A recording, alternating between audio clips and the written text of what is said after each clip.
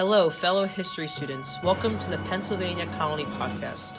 Today, we, Richard George, Samir Varma, and I are going to talk about the location, population, government, economics, jobs and professions, colony features and strengths, and finally daily life of the colonial Pennsylvania. With this, we hope you to immigrate here as a colonist and build up a successful and prosperous life here.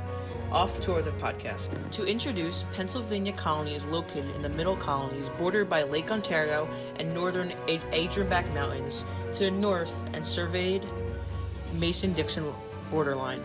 East is the Atlantic Ocean and west is the Appalachian Mountains, with the French settling colonial Louisiana right of it. During this time, Pennsylvania also contains Delaware, established by Swedish and Dutch settlers, and eventually East Jersey. Moreover, Pennsylvania has rolling hills, trees, and fertile soil, with cold winters and hot, humid summers, which influence the economy of the colony. Now, turn it over to Richard to talk about some government and populations of Pennsylvania. Thanks, Ryan.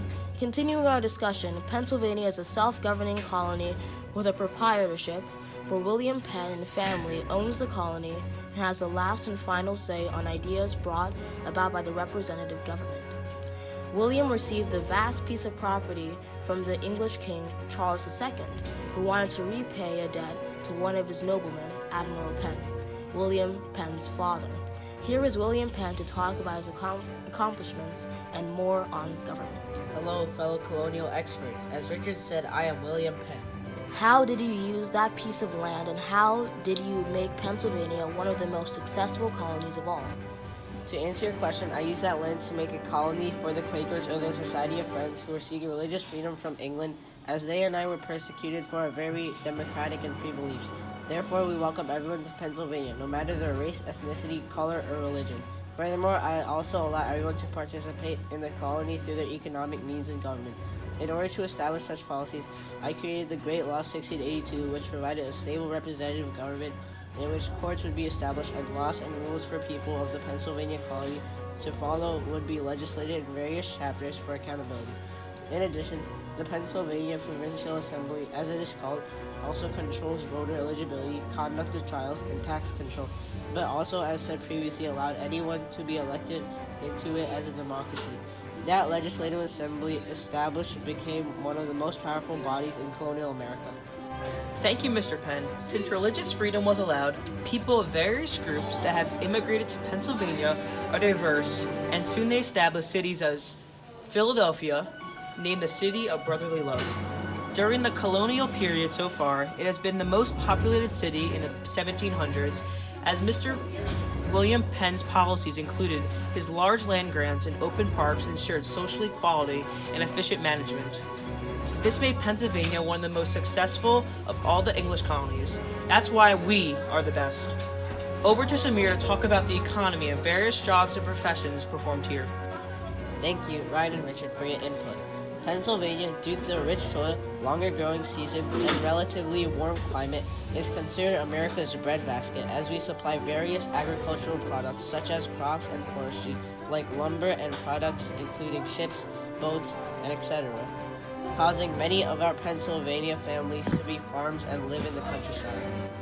As Philadelphia is also an influential port city along the Delaware River, various citizens are merchants and tradesmen, trading various of our goods for English finished goods and services through the system of mercantilism.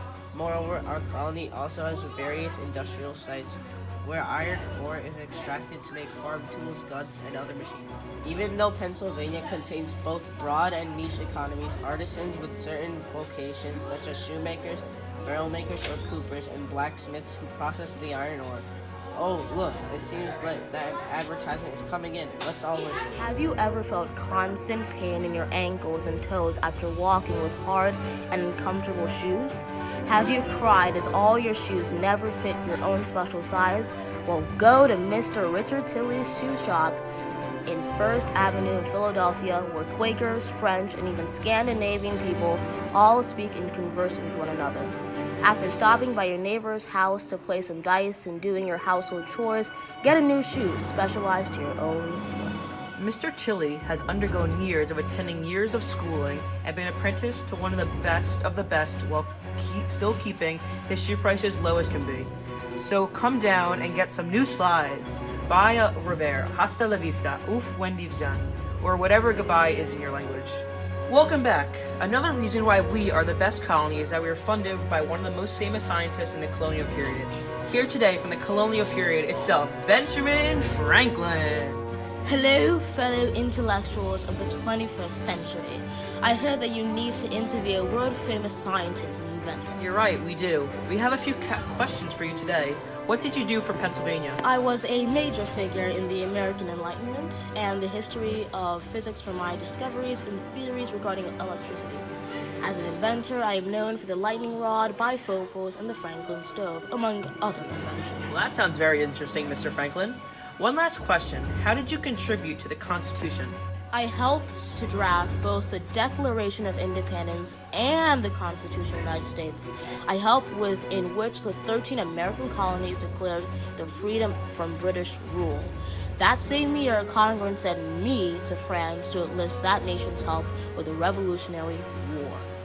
Thank you, Mr. Benjamin Franklin, for coming here to the Pennsylvania podcast. To conclude, as Samir mentioned earlier, most of our citizens do live in farms that produce most of our agricultural products. They're self-sufficient and are very independent, producing their own clothes, candles, and even soap. Many of our farmers live in one-room houses where the entire family, made up of parents, grandparents, and children, aunts and uncles, would eat, have some leisure, and sleep. Moreover, these days are fruitful of work and chores, but their efforts benefit the colony. Secondly, with the establishment of Philadelphia, many people also live in cities, and compared to other colonies, the organization and efficiency of the assembly has allowed us to make Philadelphia an extremely pleasant and not smelly area, filled with little danger of fire and death. Samir, take it away. Finally, education for your children is dependent on each religion you follow. Therefore, go to the podcast your religious leaders host. Thank you for listening to the Pennsylvania podcast. Have a wonderful Quaker, Methodist, Catholic, Jewish, and various religious day.